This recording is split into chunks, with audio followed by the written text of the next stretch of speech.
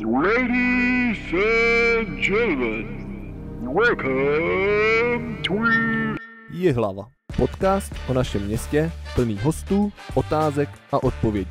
Palčivá jihlavská témata, aktuální dění, ale i rozhovory se zajímavými lidmi z různých odvětví.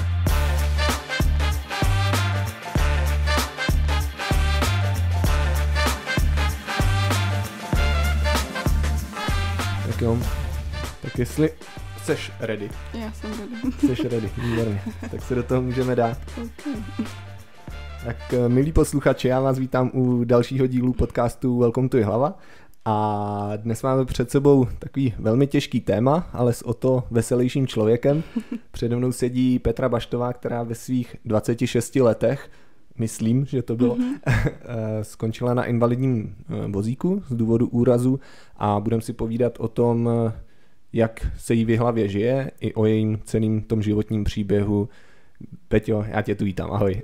Děkuju, ahoj a děkuju za pozvání. Já jsem zmínil v tom úvodu, že to byl úraz. Byl to úraz? Nebo jak se ti to vlastně stalo? No, jako v podstatě to je vedený jako úraz, ale tomu úrazu i něco předcházelo. Ale v podstatě to bylo tak, že my jsme byli s firmou na pracovním teambuildingu, tam jsme vlastně byli na 3 dny a druhý den jsme byli v hotelovém wellness, měli jsme takový pohodovější den, šli jsme vlastně do výřivky a ještě ke konci dne, že půjdeme do bazénu a my jsme tam vlastně s kolegyní zkoušeli šipky jako z odrazu z dřepu, nic jako nebezpečného, i ten bazén byl relativně jako velký, nebylo to mělký, takže to bylo jako bezpečný. S tím, že při druhém tom odrazu, tak jsem vlastně dala nohy jako víc nahoru a v té vodě mě to přetočilo. A vlastně v tu chvíli mě začalo bolet jako mezi lopatkama, vlastně extrémní bolest zad, ale v tom místě mě už bolely záda třeba 4 až 5 měsíců, jsem s tím měla problémy. A bylo to úplně přesně v tom vlastně stejném místě. No a vlastně já jsem vylezla z vody a bylo to tak, že vůbec si nešlo nějak jako ulevit od té bolesti, že ať jsem si jako sedla, lehla, tak vůbec jako nic nepomáhalo. Tím, že už jsem ty problémy měla se zádama, tak jsem při sobě vždycky měla prášky vlastně na bolest, na uvolnění, takže to bylo to první, co jsem vlastně udělala, že jsem si myslela, že to nějak jako pomůže. Tohle to vlastně vůbec nezabralo. Vlastně do té vody to bylo někdy okolo 6 hodiny a okolo 9 jsme se vlastně rozhodli, že mě radši odvezou jako na pohotovost, protože to vůbec jako za tu dobu nějak jako neustalo. Takže jsem přijela vlastně na pohotovost, tam mi dali injekci vlastně na uvolnění a na bolest. Paní doktorka mě tam tak jako prohmatala, trvalo to úplnou chviličku vlastně to jako vyšetření. S tím, že mě poslala domů, dala mi ještě prášek na spaní a ať vlastně se jako z toho vyspím a že ráno se vlastně uvidí a že mám být jako v klidu. Tak já jsem si dala jenom půlku toho prášku, protože vlastně další den jsme měli odjíždět a potřeba jsem řídit a nechtěla jsem být nějaká úplně že zblbla. No a šla jsem vlastně spát a to bylo vlastně všechno jako v pohodě, nic kromě té bolesti zad, ale už třeba po cestě zpátky to začalo trošku ustávat, že bylo vidět, že zabírá aspoň jako ta injekce, takže se mi trošku ulevilo. No a já jsem se pak vlastně probudila někdy asi o 2:30 vlastně ráno, s tím, že jsem potřeba hrozně na záchod a nemohla jsem už hejbat nohama, takže jsem se prostě zbudila a prostě to jako nešlo. A byla jsem vlastně s 2 kolegyněma jako na takovém bytě to byl, takže jsme byli každá ve svém pokoji, tak jsem jako se snažila probudit telefonem, tak u jedné se mi to nepovedlo, u druhý pak jo. Takže se zbudili a vlastně jsme zavolali sanitku a vlastně bylo takový jako zajímavý, že já jsem vlastně řešila nejvíc to, že potřebuji na ten záchod a že jsem se jako nechtěla počurat do té postele, ale vlastně ta hlava jako by vůbec neřešila, že jako nehejbu těma nohama a podle mě vůbec jako nedocházelo, co se vlastně jako děje. Jasně. No a když přijeli vlastně ta záchranka, tak mě ještě donesli na ten záchod a už mi nešlo ani se vlastně vyčurat, prostě to jako nešlo, jenom jsem měla extrémní jako potřebu, že musím, ale už to vlastně nešlo jako ovládat. Takže mě vlastně naložili do sanitky a my jsme byli blízko Tábora, takže mě odvezli do nemocnice v Táboře. Tam vlastně mi udělali CTčko, to nic neukázalo a potřebovali mi udělat magnetickou rezonanci, kterou ale tady v té nemocnici neměli, takže mě vlastně převezli do Českých Budějovic.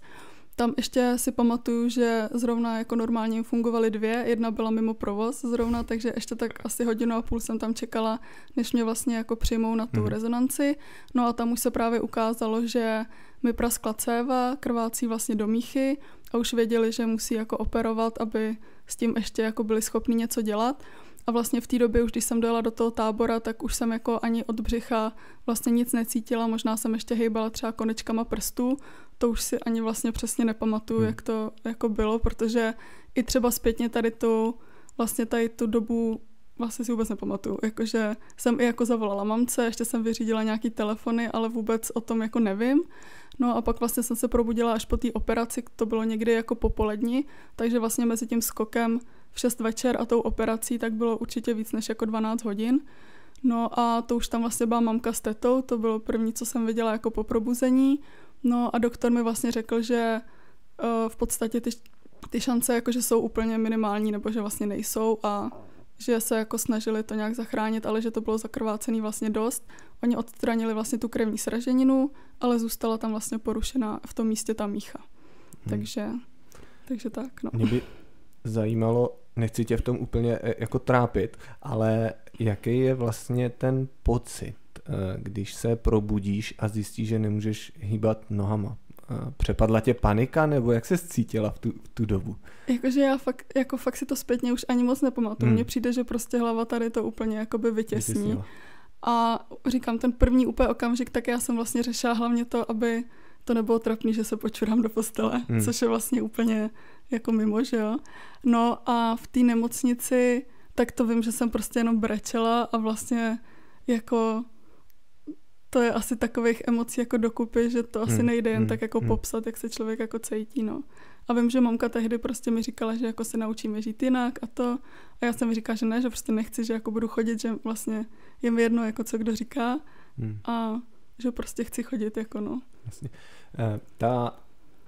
Ta diagnóza předtím, nebo to, že tě bolely záda, měla jsi to nějak, řeknu, od těch doktorů definovaný? Věděla jsi, co vlastně máš za problémy s těma zádama před tím úrazem, nebo ne? No úplně ne, protože vlastně, když mě začínaly jako pobolívat, tak ono to bylo tak, že ne, že by mě 4 měsíce v kuse bolely, ale bylo to tak, že třeba chvíli mě bolely, pak třeba týden, 2 týdny jsem o tom nevěděla, pak zase. Takže vlastně první co, tak jsem šla k obvodní doktorce, tam mi vlastně předepsala ty prášky, což je asi jako taková klasika. A v podstatě já jsem to jako řešila hodně, takže i to bylo jako pro mě docela náročný období jako v osobním životě i v pracovním. A nějak jsem si jako nechtěla dovolit jít na nějakou neschopenku kvůli zádům, protože bych se cítila, nevím, jako jak hypochondr, protože vlastně záda bolí každýho, jako v dnešní době. A podle mě se hodně těžko odlišuje, jako jestli tě záda bolí z toho, že máš sedavý zaměstnání a že se nehýbeš, anebo že tě bolí z toho, že tam je nějaký jako hlubší problém. A vlastně i když mě ta doktorka prohmatávala, tak to mě vlastně vůbec nebolelo. Jo, že a ona se mě ptala, jako kde mě to bolí, ale takhle mě to jako nebolelo, protože to nebylo vlastně nic svalového, že jo, to bylo ještě jako, ještě vlastně hloubš. No a ono to pak bylo tak, že já jsem pak šla ještě na neurologii, ale jako ne do nemocnice, ale jakoby někam jakoby jinam. A tam vlastně mě taky ta paní doktorka jenom prohmatala a s tím, že mi řekla, že neurologicky je to v pohodě a že to je jako ortopedický problém, takže mi předepsala vlastně rehabilitace, ale na ty už já jsem ani jako nenastoupila, protože já jsem ještě před tím team buildingem jsem měla covid, takže jsem byla vlastně v karanténě, pak mi skončila karanténa, bylo to pár dní a vlastně jsme odjeli na ten team building a pak se to vlastně stalo, takže to bylo takový jako celý taky zvláštní, no. Vnímáš tam od té lékařské péče třeba nějaký pochybení? Myslíš, že něco šlo udělat jinak? Jako tohle je hrozně těžko jako říct, jo, ale jako myslím si, že když ty problémy přetrvávaly jako delší dobu, tak asi mohla se mít jako na nějaký třeba další vyšetření nebo na tu magnetickou. Ono vlastně jediný, co by něco ukázalo, je ta magnetická, ale já jako člověk, jako like, tak asi těžko prostě přijdu za doktorkou a řeknu, víte co, já prostě úplně se tím nejsem jistá, radši pošlete mě na magnetickou jako rezonanci. Proto se na to ptám, no, jestli neměl třeba přijít zásah od těch doktorů a nehodnotím, jo, opravdu se ptám, protože by mě zajímal třeba tvůj pohled, no. Jako myslím si, že kdyby to tak bylo, tak si myslím, že se tomu dalo předejít, ale jako v podstatě docela rychle potom jsem si zakázala nebo nad tím přemýšlet, protože vlastně už to jako nevrátíš a je to prostě tak, jak to je, ale jakože pokud mám říct jako můj názor, tak podle mě se tomu jako dalo předejít, ale i třeba z mojí strany, kdybych já jako víc jako se snažila tomu nějak věnovat. Já jsem to prostě řešila práškama, nahřívacíma náplastma a prostě jsem to řešila tak, abych fungovala a to tělo mi dávalo jako dlouhou dobu signály, že to prostě jako není v pohodě, ale po bitvě jako každý generál, takže to je jasný. Těžko jako říct, jestli bych se zachovala jinak, kdybych věděla to, co teď vím, tak určitě, ale nevím, jako... Co bylo nejtěžší na tom zvládnout ty první měsíce? Takovej ten nejkritičtější stav, ať už z toho psychického nebo fyzického pohledu. No, já úplně jakoby asi nevím takhle konkrétně, ale ono paradoxně tím, že jsem prožívala jako fakt těžký období předtím, tak mě se vlastně svým způsobem hrozně jako ulevilo, že jsem mohla chvilku odpočívat. Já vím, že to zní strašně tohle. Ale jako svým způsobem mě spadl takový jako obrovský jako balvan. Je to divný, ale tak nějak prostě jsem se jako cítila. A hlavně jsem měla velkou výhodu jako v tom, že fakt jsem měla podporu rodiny a těch nejbližších jako kamarádů. Takže si myslím, že to mi hodně pomáhalo to jako zvládnout. A ani tuhle dobu prostě mně přijde, že ty první měsíce, nebo minimálně třeba první měsíc mám tak jako v mlze, že už ani nedokážu zpětně moc jako definovat, co na tom bylo vlastně jako nejtěžší. Ale samozřejmě postupem jakoby času, když jsem vlastně procházela těma nemocnicema, tak se člověk začal učit jako úplně všechno jako znovu, nějaký jako základní potřeby prostě jako jinak, tak určitě si zvyknout třeba tady na ty věci, no. A vlastně i jako vůbec přijmout ten fakt, že asi už jako nic nebude úplně stejný jako dřív, no. Ale já jsem v podstatě hned od začátku, vlastně hned po týdnu jsem napsala jakoby příspěvek vlastně na Instagram, na Facebook a vlastně jsem se k tomu stavila, takže jako určitě budu chodit a že vlastně je to v pohodě, takže jsem v sobě měla nějakou jako tu sílu a jsem si nepřipouštěla, že prostě nevím, že by mělo být něco jinak než dřív, no. Ty jsi na sociálních sítích po tom úrazu byla velmi aktivní, jsi vlastně doteď a proč ses rozhodla to takhle sdílet? Já jsem si říkala, že stejně bych s tím musela asi jako ven, protože jsem jako i předtím sdílela nějaký jako momenty ze svého života na sociální sítě, takže určitě mi nedávalo smysl to nějakým způsobem jako skrývat. A potom jsem si vlastně říkala, že by to mohla být jako i motivace pro někoho dalšího a zároveň vlastně i pro mě, že jsem to brala svým způsobem jako takovou terapii, no, že jsem se vždycky jako tak vypsala z toho, co se mi dělo a měla jsem jako extrémní podporu vlastně od těch lidí zpátky a to mi určitě pomáhalo taky v tom jako jít dál a dál, no. Ty tvoje příspěvky měly docela veliký dosah. Nevím, jestli to sleduješ, ale já když jsem si takhle projížděl ten Instagram, tak třeba tvůj příspěvek o tvým autě, novým speciálně upraveným, vidělo asi 20 000 lidí. Neplánuješ se stát nějakou influencerkou, mecenáškou, někdo, kdo by třeba mohl ten svět vozíčkářů trošičku přiblížit třeba běžným lidem, nebo nemáš nějaký takovýhle myšlenky? Jakože asi to úplně neplánuju, jako kdyby se to nějak jako stalo, tak asi proč ne, ale asi tomu nejdu, jakože úplně až tak jako naproti. Nevím, no, to je jako, nevím. Ty jsi zmínila ten pozitivní přístup a to, že se z toho mohla vlastně vypsat nebo vypovídat na těch sociálních sítích. Já tady mám jeden příklad, což je příspěvek vlastně týden po úrazu, hned ten první, kde na konci píšeš: je mi jasný, že po přečtení to spoustě lidem bude líto, ale prosím, já o lítost nestojím. Ke mně musí proudit jenom pozitivní správně, nic jiného neberu, takže tak na úvod k mojí cestě. A potom doplňuješ: by the way, věřím, že vás občas i pobavím, za ten týden jsem tady v nemocnici zažila už dost funny storiesek a moje nejbližší okolí bavím, zatím si myslím dostatečně. Tak třeba něco zpětně se píšu.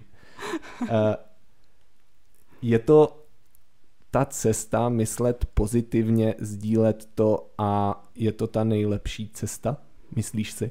Jako pro mě asi byla v tu chvíli, no, jakože i vzít to třeba z pozice té srandy a trošku nějakého jako nadhledu, protože opravdu jako ta lítost a to, že člověk jako nad sebou bude jako brečet, tak to prostě jako by vlastně ho nikam neposune a samozřejmě jako nejde to hned, jako určitě tam asi každý by to snášel určitě jinak, ale je tam určitě ten prostor k tomu, že taky jsem jako brečela a bylo mi to líto a proč zrovna já, ale podle mě v tomhle by člověk neměl zůstávat moc dlouho, protože to je vlastně jako ztráta času, jako to nic jako nezmění. Protože ty příspěvky vypadaly, že si to tam vlastně užíváš a že to je super dovolená. Jako. Jakože, no, vlastně, ale já jsem jako asi jako se cítila vlastně jako relativně v pohodě a vím, že i zpětně se mi pak ozvali takhle z těch Budějic někdo z personálu a vlastně mi psali, že jako hrozně překvapilo, jak jako hrozně rychle jsem to nějak jako zpracovala a vlastně jsem to brala jakoby pozitivně a já si teda ty lidi vůbec nepamatuju, protože já jsem tam byla pod jako dávkou, že sedativ ještě po té operaci, takže to ani jeden obličej bych asi jako nepoznala, ale už tam oni jako vnímali, že to vlastně zvládám nějak jako dobře, no, tak já vlastně ani jako nevím, jako kde se to vzalo a čím to bylo a už jsem to někde, když jsem na to někdo ptal, tak jsem říkala, že já bych od sebe spíš čekala, že právě mě to úplně položí a že takovou situaci jako vůbec nezvládnu a jakože jsem překvapila sama sebe, no. Jaký jsi žila život před tím úrazem? Byla jsi spíš aktivní člověk nebo jaký jsi měla život před tím úrazem? No, já jsem se snažila jako sportovat, nebo respektive potom, co jsem skončila s tancováním, tak jsem potřeba si najít nějakou jako náhradu toho sportu, protože vlastně od malička jsem tancovala, tak jsem byla vlastně jako furt aktivní. Takže pak jsem ráda chodila běhat na brusle, třeba cvičit do fitka, ale jinak jsem vlastně chodila do práce a žila jsem takový asi jako normální běžný život. 1-2krát do roka jaká dovolená, takže nic zvláštního. Já mířím na takovou filozofickou otázku možná trošku, ale jestli vlastně není pro člověka, který před tím úrazem byl aktivní a žil aktivní život, to snášení toho úrazu možná paradoxně jednodušší, než pro toho člověka, který se celý život válel na gauči a nic nedělal. Že právě těma aktivitama a tím pozitivním přístupem se s tím třeba dokážeš líp vypořádat. Vnímáš to tak, nebo? Jako, myslím si, že určitě, ale je tam asi to, že ten člověk musí chtít si ty aktivity najít a musí si chtít najít jako nový aktivity, protože vlastně třeba běhání brusle, tak to vůbec jako teďko nepřichází v úvahu, ale asi jo, tím, že člověk jako měl nastavenou tu hlavu takhle předtím, tak si asi hledá ty jiný jako způsoby, jak to vlastně nahradit a možná, kdybych jako jenom jako ležela na gauči a nic nedělala, tak třeba nebudu mít takovou chuť a sílu do toho, jako ten život si nějak jako znova vlastně nastavit, no. Takže je to možný, že to tak jako je, no. A že třeba i to, nebo už jsem to i slyšela víckrát, že když to je člověk, co byl sportovec, tak prostě sportovci obecně v sobě mají takovou třeba tu soutěživost a takový to, že chcou dosáhnout nějakého cíle, tak i to třeba vlastně potom je rozdíl mezi tím, jak to ty lidi snášejí. No. Aktuálně, jaký žiješ život teď, co se týče nějakých aktivit a denního rytmu? Jak to u tebe vypadá běžný den? No, mně přijde, že možná žiju aktivnějc než předtím a je to daný tím, že jako teďko momentálně nepracuju, což ale se jako od září změní, že chci zase se vrátit jako do práce, ale teďko jsem si našla vlastně tenis jako koníček, takže jsem začala hrát tenis, ten zatím hraju 1 týdně, ale chtěla bych aspoň 2krát. Do toho vlastně 3krát týdně cvičím, jezdím na Slovensko, takže i to mi určitě zabere jako nějaký čas, i to cestování a pak vlastně tam ty dny. A do toho, když potom jsem tady doma, tak se třeba vidím prostě s kamarádkama, s rodinou, nebo je občas potřeba jít třeba k doktorovi, nebo něco jako vyřídit, ale přijde mi, že jako furt něco dělám a vlastně paradoxně mi přijde, že jsem fakt aktivnější ještě než před tím úrazem. Protože to jsem vlastně chodila do práce, večer domů, člověk je jako vyřízený a takhle ten koloběh jde furt dokola a teď já jsem vlastně získala jako všechen čas a vlastně si můžu jako říct, co se mi chce a co se mi nechce. A to je vlastně jako dobrý, no. Zajímavé. My, když jsme se domlouvali na ten rozhovor, tak musím uznat, že s tebou bylo skoro nejtěžší ze všech dosavadních mých hostů domluvit vůbec termín.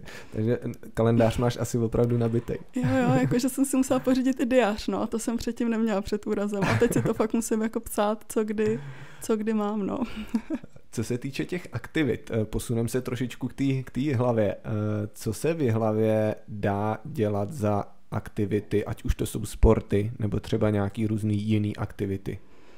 No, já zatím teda chodím na ten tenis a to jako i tak, že vlastně tu trenérku, co mám, tak má zkušenost už s vozíčkářem, že trénuje, takže to už třeba tady jako zkusil i někdo přede mnou. A jinak, co se týče jiných sportů, tak já jsem vlastně ještě jako neměla v podstatě šanci nebo ani jako zájem něco vyzkoušet, protože já jsem si prostě řekla, že se chci věnovat tomu tenisu jako naplno a nechci dělat jakoby víc věcí míň pořádně.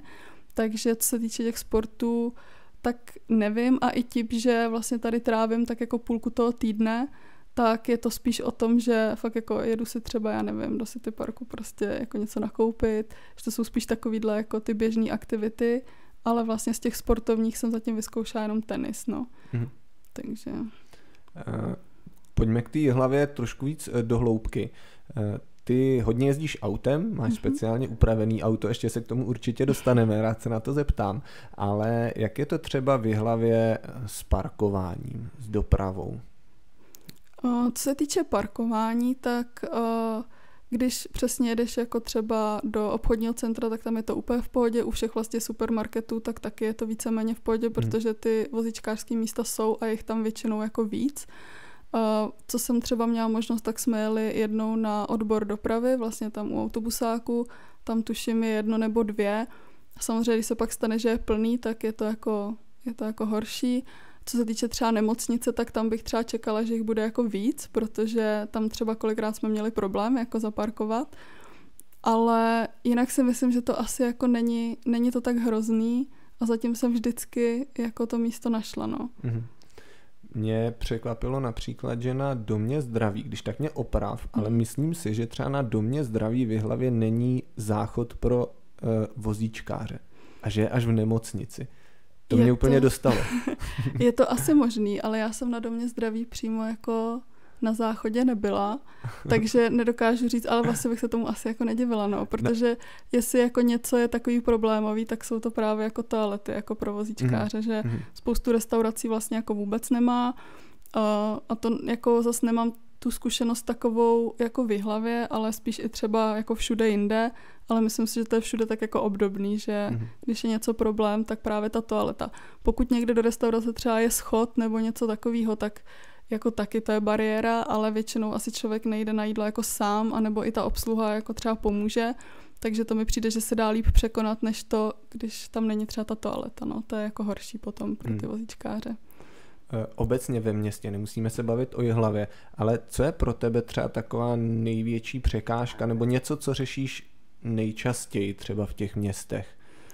Tak určitě nějaký třeba vysoký obrubníky, kde není jako poblíž žádný třeba snížený nebo někde jako nějaký nájezd. Potom určitě to třeba na náměstí v Jihlavě, tak Kočičí hlavy jako obecně, to je prostě, to je asi podle mě nejhorší jako terén pro vozíčkáře. Takže to si myslím, že tak nejčastějc a pak samozřejmě nějaký schody, pokud tam není možnost to někde objet nebo prostě tam najet jakoby jinudy, tak to je taky jako velká bariéra. Takže jsou to spíš tady ty jako terénní prostě věci, no. Ty bydlíš v Ádole, jestli se nemýlím. Jak je to třeba, máš nějakou potuchu o tom, jak je to s bydlením v Jihlavě, jestli třeba jde sehnat dobře byt upravený pro vozíčkáře? No, já tím, že jsem měla jakoby tady ten byt je můj, koupený, tak vlastně my jsme teda řešili, protože já jsem nechtěla se vracet do svého bytu na vozíku, já jsem prostě řekla, že se do něj vrátím, až jako budu chodit. To byla hodně naivní představa. To potom z toho jako sešlo, takže my jsme se snažili jako hledat nějaký pronájem, že do té doby bych vlastně jako byla jinde. A vyloženě jako bezbariérovej asi sehnat byt není úplně tak jednoduchý, že jo? Protože musí tam být buď výtah, nebo to nesmí tam být schody a aby tam byla nějaká upravená koupelna, záchod, tak to si myslím, že jen tak jako člověk nesežene, ale my jsme se pak teda tady od toho stejně odklonili a vlastně jsme upravili můj byt tak, abych se tam mohla vrátit, protože i já jsem potom asi jako pochopila, že to nebude tak rychlý. A vlastně nakonec bylo lepší se vrátit do domácího prostředí, než se vrátit jako do cizího bytu, nehledě na to, že bych musela svůj byt třeba pronajímat a to by byly zase další starosti navíc, takže vlastně nakonec jsme to vyhodnotili, takže asi bude lepší upravit to, co už mám a tam, kde jsem vlastně zvykla. Jasně. Ty jezdíš speciálně upraveným autem. Co to je za auto a jaký všechny úpravy v něm vlastně máš? Je to jako Škodovka Oktávka v kombíku, takže úplně normální vlastně auto, i s tím, že se kupoval vlastně automat a je tam udělaná ruční páka, která je vlastně napojená přímo na brzdu a na plyn, takže já potom vlastně mám u pravý ruky páku a od sebe vlastně brzdím a k sobě přidávám, ale když si do toho sedne zdravý člověk, tak ty pedály jsou normálně furt funkční, takže to může řídit i kdokoliv jiný a tu páku jako nemusí používat. Potom tam mám vlastně takovou přesedací destičku, která mi vyplní to místo mezi vozíkem a sedačkou, tak aby se mi líp přesedalo. Potom vlastně mám udělaný naviják dozadu na zadní sedačky, díky kterému vlastně můžu naložit ten vozík si sama. A ještě tam mám vlastně zadní dveře, které se odšupujou dozadu, protože kdyby se otevíraly vlastně jako standardně, tak tam není prostor jako na tu manipulaci s tím. A pak mám ještě na volantu takovou kuličku a to tam mám, protože vlastně ten volant standardně jako ovládám hlavně levou rukou, takže když potřebuji zatočit, tak abych mohla obkroužit jako s tím volantem vlastně dokola, tak tam mám takhle tu kuličku, no. A to je všechno v podstatě. Ta ruční brzda a plyn je napojená na ten pedál mechanicky? Tam je prostě nějaká... mechanicky. Není to nebezpečný? Nebo jak se na to tváří zákony třeba? Když si vezmu, co všechno člověk musí absolvovat v autoškole, co se musí jako naučit, jak nás nutili držet volant dvouma rukama a najednou ty si můžeš jezdit jen tak tady s ručním plynem. Jak se k tomuhle staví zákon? Jakože přímo jako nevím, ale vlastně u mě to bylo tak, že já už jsem řidičák měla předtím, takže vlastně když jsem byla v rehabilitáku v ústavu, tak tam jednou za 2 měsíce tam dojede autoškola, která vlastně má uspůsobený ty auta na ruční řízení a ty máš vlastně možnost si to vyzkoušet a vlastně takhle projedeš jednu jízdu, oni ti vystaví potvrzení, ty dostaneš ještě lékařský posudek, dojdeš si na odbor dopravy, kde ti do řidičáku vlastně přidají jenom kódy, že jsi schopnej ovládat ruční řízení a to je vlastně jako všechno. Takže je to takhle jakoby... Podezřele jednoduchý na Českou republiku. Jako jo, no, ale ono třeba teďko mně už ani nepřijde, že by to bylo jiný než těma nohama. Že já jsem si na to jako extrémně zvykla a nemyslím si, že řídím jako, že bych byla nebezpečná jako sobě nebo svým okolí na silnicích. A hlavně i díky tomu, že to auto je nový a má vlastně třeba tam adaptivní tempomat, který mě jako extrémně pomáhá, tak já vlastně ani třeba, když jedu po dálnici, tak nemusím mít tu pravou ruku furt na té páce, protože to auto si vlastně brzdí přidává jako samo, takže to mi jako pomáhá v tom, ale samozřejmě to nemá každý auto, na to se jakoby nejde spolíhat, ale vlastně to není jako tak složitý, no. Jak dlouho ses to učila? Nebo jsi sedla do auta a za 20 minut si věděla a začala si jezdit? No, když jsem si to zkoušela v té autoškole tam, tak to jsem se bála teda úplně, to bylo šílený, protože jako člověk samozřejmě ten cit v té ruce nemá takhle vybudovaný, když byl zvyklý na nohy. Potom vlastně uplynul nějaký čas, než jsem se vrátila domů, než jsme to všechno vyřídili. A pak, když jsem si sjela do toho svého auta, tak já nevím, jestli třeba 2-3 dny to bylo fakt takový, že jsem si byla jako nejistá. Nejezdila jsem nikam ještě jako ani moc třeba v provozu a jen jsem si to spíš tak zkoušela třeba někde bokem. Ale jakmile jsem dostala ten cit jako do ruky, tak už to bylo vlastně úplně v pohodě. A teďkom fakt mi přijde, že jak kdyby to bylo úplně stejný. No. Ty jsi po úrazu vypsala sbírku na svoje auto. Kolik si potřebovala peněz, jak rychle se to vybralo? Vybrala si celou částku? Jak to bylo? Bylo to tak, že ono to je tak, že když člověk kupuje auto, tak vlastně dostává příspěvek od úřadu práce vlastně na to pořízení i na potom tu úpravu. Tam vlastně ten příspěvek na to auto může být až 200 000, záleží vlastně, jak oni rozhodnou. Potom je možný si tam dát odpočet daně, ale do maximální výše 100 000, takže když je to auto prostě nový a je prostě třeba kolem 900 000, tak nikdy to stejně nebude, jakoby vždycky těch 100 000 je prostě maximum. Potom vlastně i třeba Škodovka konkrétně dává určitou slevu na ZTP, ale zase to závisí od modelu, takže záleží, co si jako člověk vybere. Ale plus minus se dá říct, že tady s těma příspěvkama a s těma slevama se dostaneš tak jako na tu půlku té pořizovací hodnoty. Plus samozřejmě pak si tam musí dát nějaký havarijní tady ty jako pojištění.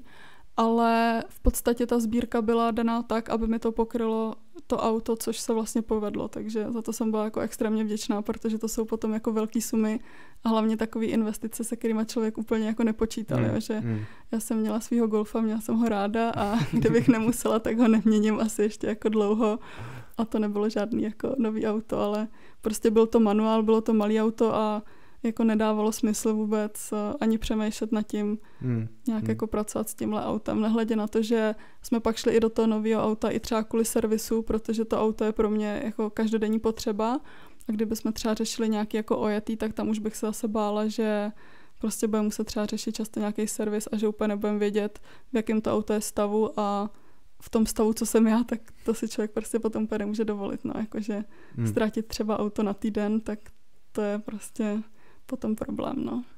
My jsme naťukli finance a to, že si vypsala zrovna na auto třeba veřejnou sbírku. Jak je to s pojišťovnama, s podporou třeba od státu, protože žiješ nějaký život po úrazu, sama si říkala, že ještě nepracuješ, kde vlastně bereš ty finanční prostředky? Mm-hmm. I na tu léčbu třeba a podobně. Co se týče jako těch úprav, tak vlastně na to úřad práce přidává peníze, je tam 800 000 na 5 let a záleží, co člověk potřebuje. Já jsem potřeba plošinu vlastně do bytu, ta vyšla na nějakých 400 000, potom jsem potřeba rekonstrukci koupelny, to bylo nějakých, já nevím, třeba 150 000. Potom vlastně se proplácí ta úprava auta a příspěvek na auto, no a to už prostě, když člověk sečte, tak už se tam v podstatě dostane. Ještě to je vlastně tak, že ten úřad hradí 90% a 10% si hradí vlastně člověk sám. A když to přešvineš, tak vlastně všechno navíc už si potom člověk musí hradit sám. A vypočítá se potom invalidní důchod podle vlastně stavu toho jako zranění, ale to jsou věci, které trvají nějakou dobu. Všechny tady to se musí prostě podat spoustu žádostí. Teď to má nějakou prodlevu, než oni jakoby se k tomu dostanou, než to schválí.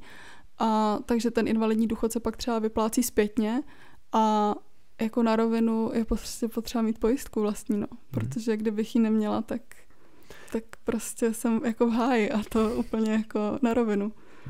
Já jsem se na to právě chtěl zeptat, protože já osobně třeba to nemám moc rád, všelijaký pojistky, ale mám je, platím je vlastně proto, protože si myslím, že jakmile tu platbu přeruším, tak se mi hned něco stane, takže vlastně to platím proto, aby se mi nic nestalo.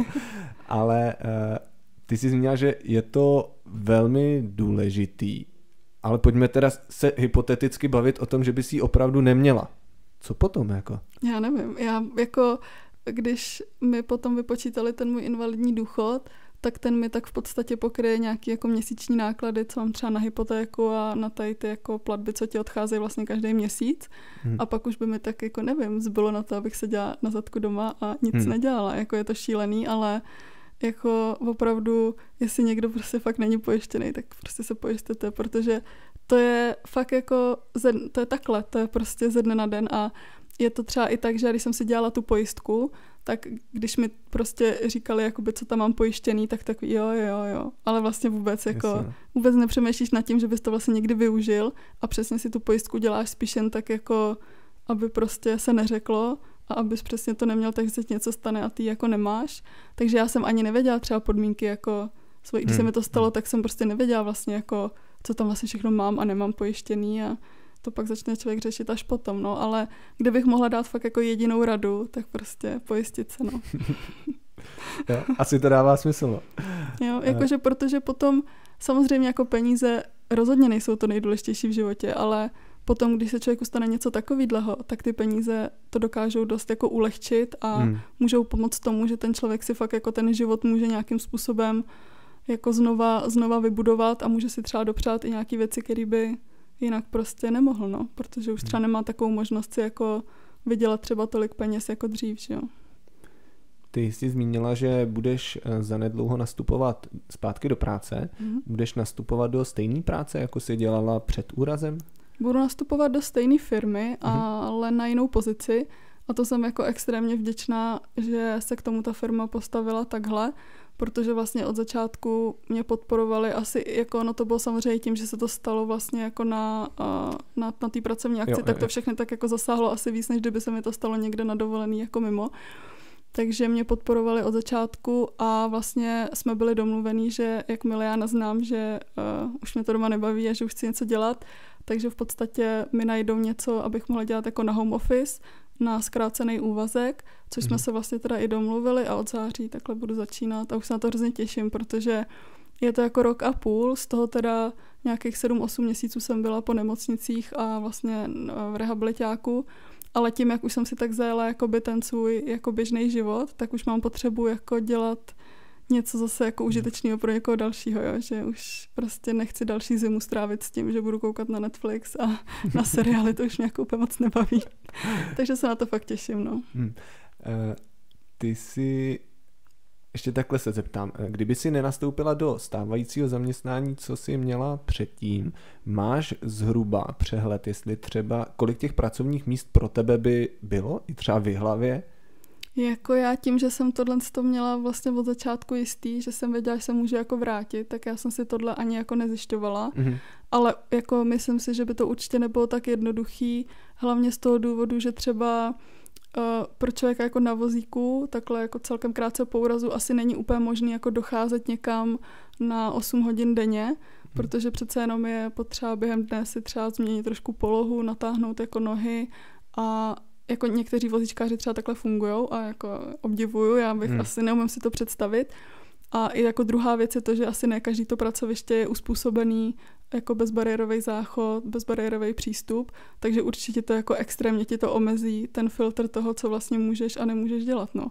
Takže proto já jsem tak vděčná za tady tu možnost, že na tím vlastně ani nemusím přemýšlet a že se můžu vrátit jako do firmy, kde jsem to znala, kde mám kamarády a kde vlastně mi dali takovouhle možnost, kterou můžu dělat v podstatě odkudkoliv a není to vázaný na žádný jako prostor. Položím takovou velmi osobní otázku. Zvol si sama, jak hluboko chceš jít s odpovědí. Co nějaký partnerský život třeba? No jak jako to samozřejmě, to se úplně všechno jako změní, že jo, tím úrazem. Není to na rovinu asi něco, co by člověk řešil jako v prvních měsících, protože tam máš prostě co dělat jako sám se sebou. Ale teďkom už jako přišla ta doba, kdy samozřejmě prostě jsem mladá a jako chtěla bych jakoby mít nějakého partnera vedle sebe a snažím se si jako od začátku jako nedávat do hlavy to, že jako jsem na vozíku a že to je jako problém, ale samozřejmě prostě pro hodně lidí to problém být může a je to podle mě úplně relevantní, jakože v podstatě ani sama jako bych nedokázala dřív říct, jak bych třeba na to reagovala já, ale nevím, no, myslím si, možná je to trošku naivní, ale myslím si, že prostě pravá láska prostě tady to jako vymaže nějaký tady ty jako bariéry nebo tak. Takže nestavím se k tomu tak, že by mě najednou jako nikdo neměl chtít. To se snažím jako si do hlavy vůbec nedávat a prostě až to přijde, tak to jako přijde, no, nechávám to takový jako otevřený. Jasně. Pojďme na jednu pozitivní kapitolu, nebo aspoň já ji považuji za pozitivní. Já ti tady pustím takový jedno video, potom ho okomentuju.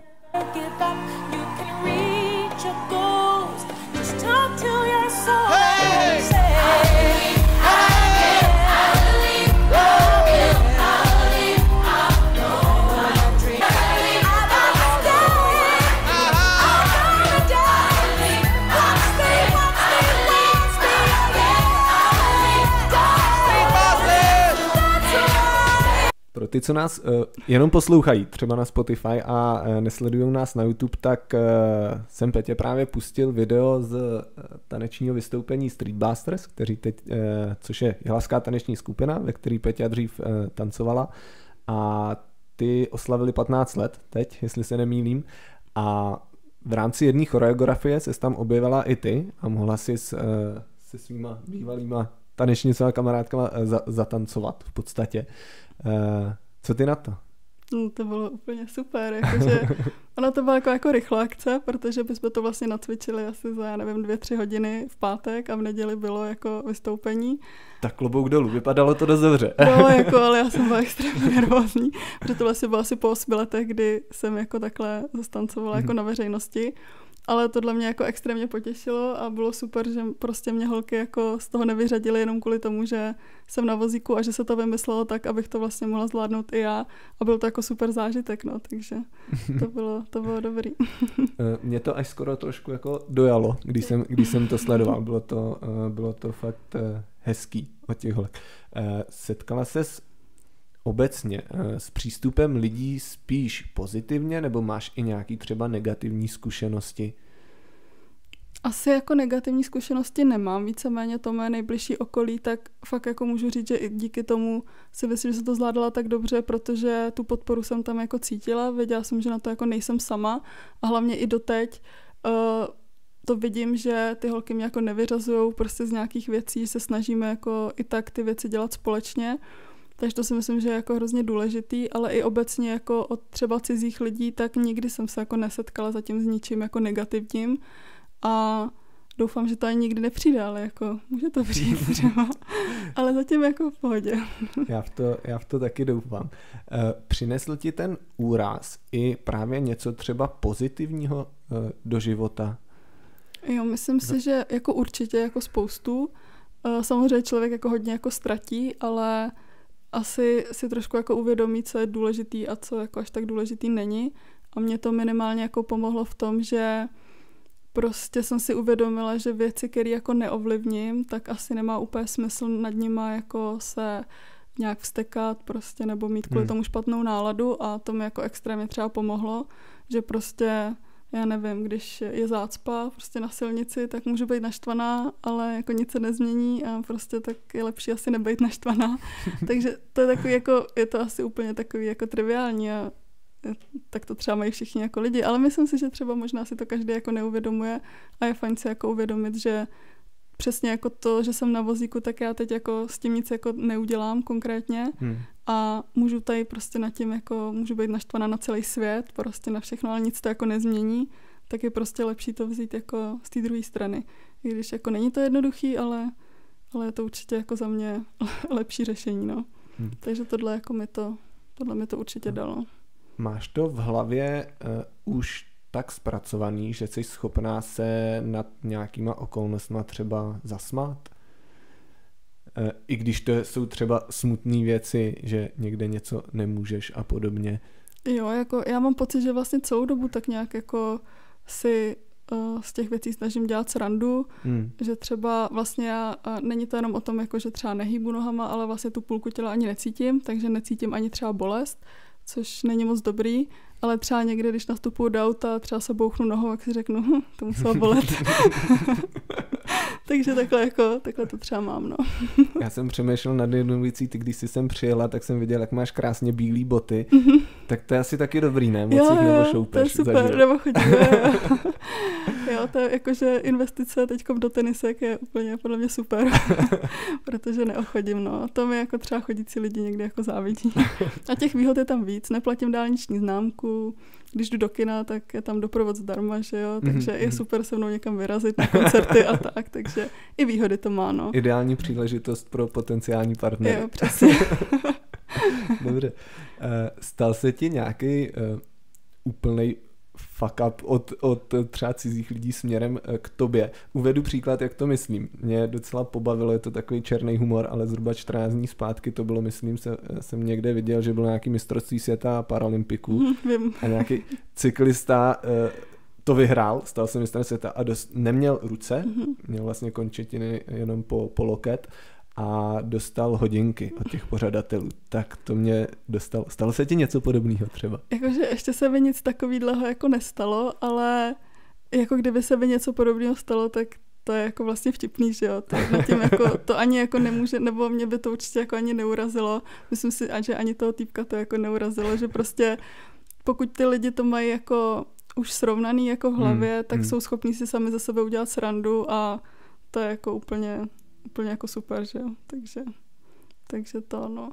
Ale jako nestal se mi asi zatím takovejhle nějaký jako, no nevím, asi se mi nic nestalo jako od okolí. Ty už si tady zmínila jeden vzkaz pro lidi a to, ať si uděláme zdravotní pojištění. Napadá tě ještě něco, co bys třeba chtěla vzkázat lidem ve vztahu k vozíčkářům? Jak bychom se k vám měli chovat? Co třeba tě štve nebo takhle? No, jako třeba je super, že, nebo co jako vnímám, že když někde třeba vystupuju z auta nebo se někde jako pohybuju, tak lidi jako, že vidím, že to jako některým lidem není lhostejný a třeba přijdou a zeptají se, jestli nepotřebuju pomoct. Tak to mi přijde jako super, ale zároveň je potřeba tam podle mě respektovat to, když ten člověk řekne, že ne, děkuji, já to zvládnu sama, tak prostě to vzít a jakoby opravdu jako nepomáhat, protože třeba konkrétně tady to vystupování z toho auta pro mě, já si to radši jako udělám sama, protože pokud to mám popisovat někomu novému, kdo vůbec neví, co má dělat, tak nám to spolu zabere daleko víc času, mě to naruší vlastně už nějaký ty zajetý pohyby a není to myšlený jako vůbec ve špatným, ale prostě pokud ten vozíčkář řekne, že ne, tak zase jakoby ty lidi by to měli respektovat. A potom taky třeba, co se mi jako teda stalo, což vlastně může být trošku jako i ten fuck up, když teď jako vzpomenu, ale to je úplně jako minimální, že když jsme třeba někde byli s mamkou a řešila jsem něco já, tak třeba ten člověk mluvil vlastně k mamce a ne jako ke mně. Že potom v tu chvíli vlastně máš pocit, jako že to, že teda sedíš jako na tom vozíku, tak vlastně nejsi jako rovnocenný člověk, tak na to si třeba dávat pozor, ale to je zase pro ty lidi je to taky jako těžká situace, nebo že to není asi běžný, takže vlastně to jako nemyslím vůbec nějak jako špatně nebo to, ale že se to tak jako může stát, no. A jinak asi opravdu respektovat to, že ten člověk tu pomoc odmítne a i třeba pokud se to stane někomu jako najednou třeba v rodině, kamarádi, někdo jako blízký, tak i jako nedělat za toho člověka všechno a trochu ho nechat v některých věcech třeba i vykoupat, protože je důležitý, aby ten člověk byl samostatný. Aby prostě nebude tam vždycky někdo, kdo se vším jako pomůže. A pokud to ten člověk tak nemá nastavený sám, že jako chce být samostatný, tak to okolí by mu to v tomhle nemělo úplně jako ulehčovat. Jo, může to znít jako asi zvláštně, ale myslím si, že je lepší, když kolikrát prostě nechají toho člověka bejt a samozřejmě, když si o tu pomoc řekne, tak jako určitě pomoct, ale i trošku jako nechat, aby ten člověk si jako ty věci jako zvládal jako dělat sám. No. Skvělý. Peťo, já ti moc děkuji za rozhovor. Bylo hrozně rychlý. Bylo to fajn povídání. A vážení posluchači, vám děkuji taky za pozornost a sledujte tento podcast na klasických podcastových aplikacích jako Spotify nebo Apple Podcast nebo taky na YouTube. A kdyby vás něco zajímalo, měli jste nějaký tipy na nějaký nový témata nebo hosty, klidně mi dejte vědět na Instagramu, Facebooku. Tak zase příště. Ahoj. Ahoj.